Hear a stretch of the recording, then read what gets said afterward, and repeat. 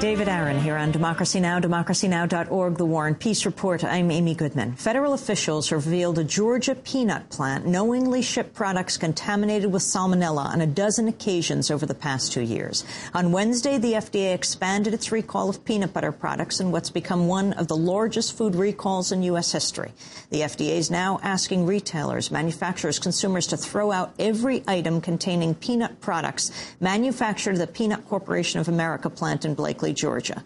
Salmonella poisoning has already killed at least 8 people, sickened more than 500, half of them children. More than 400 consumer products containing peanut butter have been pulled from the shelves, including Cliff Bars, ShopRite peanut butter crackers, Famous Amos cookies, and King Nut peanut butter.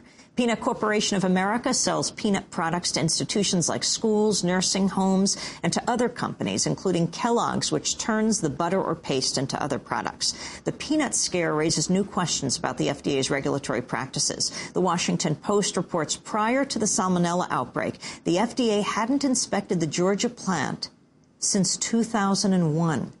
In 2006, the agency contracted inspections to the Georgia Department of Agriculture, but last year, state officials failed to check for salmonella. Meanwhile, another story involving food safety has just come to light. A pair of new studies has revealed traces of toxic mercury can be found in many popular foods containing high-fructose corn syrup. The sweeteners become a widely used substitute for sugar in processed foods, including many items marketed to children.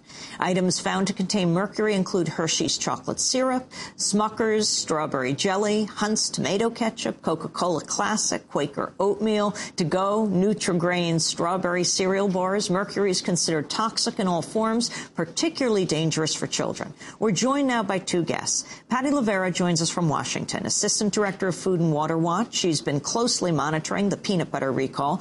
Dr. David Wallinga has joined us from Minneapolis. He's the Director of Food and Health at the Institute for Agriculture and Trade Policy. Dr. Wallinga is co-author of the new studies on mercury levels in high-fructose corn syrup food products. I want to start with Patty Lavera in Washington. Talk about the magnitude of the peanut problem.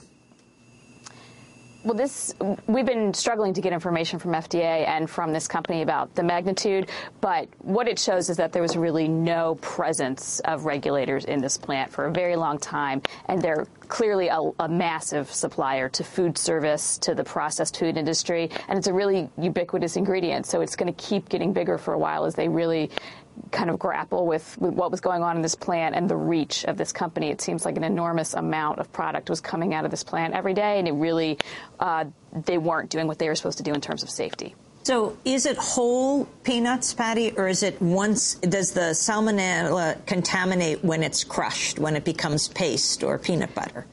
That's one of the things we were hoping they would know by now. So there's a lot of questions where with the raw peanuts coming into the plant with salmonella, but they roast them and they do things to them that should take care of it. Were they not doing those steps, or was the plant dirty and it got the product got recontaminated? This is all of the stuff that this investigation should tell us. It hasn't yet, but it does seem like they've done sampling in the plant and they found salmonella in the plant. So it seems like there's sanitation problems as well. So the products that are involved are everything in this plant. So that's whole peanuts that were used as an ingredient, and then various types of processed peanuts like peanut butter or peanut paste they would use to thicken something. So it's really a wide array of products that go out then into the food chain through these other processed foods. Patty Lavera, then explain what salmonella is and then what it does when ingested. So salmonella is a pathogen. It is found in many forms. There's different strains, and that's one of the issues with this investigation is which strain was found in which product and in the plant. And it's often associated with animal production, and so that's a logical question. What do we know about the fields where these peanuts were grown? Were they being treated with animal waste from what kind of facility? We don't know any of that yet. And then also salmonella can be found in the environment. And so in previous peanut butter problems, they've found salmonella coming in through leaking roofs and things like that. And so it's really very present in the environment, but it's also considered an indication of how the sanitation of a plant is, how clean is it? How often are they doing cleanings? Are they keeping products, raw products separated from finished product? So it's a good indicator of the processes in this plant, and clearly these processes weren't up to speed. And so when people are exposed to salmonella It's really a digestive system issue. People get diarrhea, they get very sick, and people that are vulnerable to diseases like young children or older people or people with immune system problems are most at risk. David Wallinga, you're the Director of Food and Health at the Institute for Agriculture and Trade Policy in Minneapolis. Talk about this second part of a major health threat right now in this country. High fructose corn syrup in itself has problems when we're talking about issues like obesity, of course. Tell us what you found. Well, let me just lay a little context first for the two studies that came out.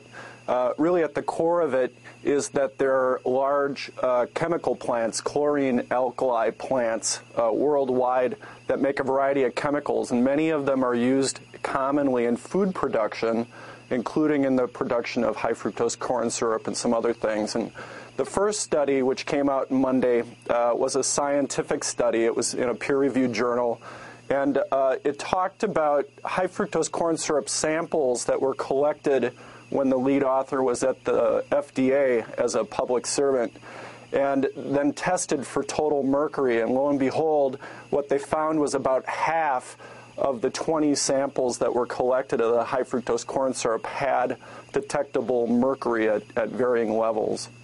And then the second study was one that my own group did that tried to extend on this problem and finding and go out to supermarkets and actually look for common brand name food and beverage products and test them for total mercury as well. And we found that about 1 in 3 of the 55 products that we sampled had detectable mercury in them.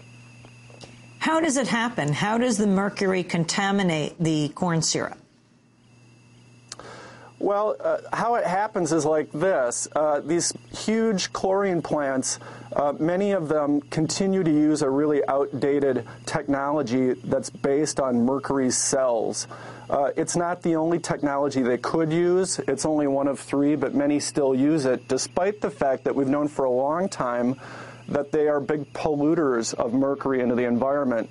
What was kind of an open secret in the industry, though, was that the food-grade chemicals that came out of these plants could also be contaminated with mercury. And so what these new studies shed the light on is the possibility that we're getting significant exposure to mercury through these contaminated food chemicals. What is the FDA doing about this? Well, unfortunately, you know, like the previous speaker said, the FDA's problems kind of speak for themselves. Their response this week was basically we're dealing with salmonella. We don't have time to worry about high fructose corn syrup. I think it reflects a bigger problem, though, in that not only is the FDA kind of asleep at the switch, but they've probably been underinvested. In other words, society has just decided that public health investments to protect the food supply or to look for salmonella are not a good investment, and so we're suffering the consequences now, I think, from that lack of oversight and investment. And the use of high fructose corn syrup, I mean, a lot of people might say, what are you talking about? Sugar, right? Well, high fructose corn syrup is a sweetener, just like sugar or honey or molasses are sweeteners. And what's different is that high fructose corn syrup's really only been widely used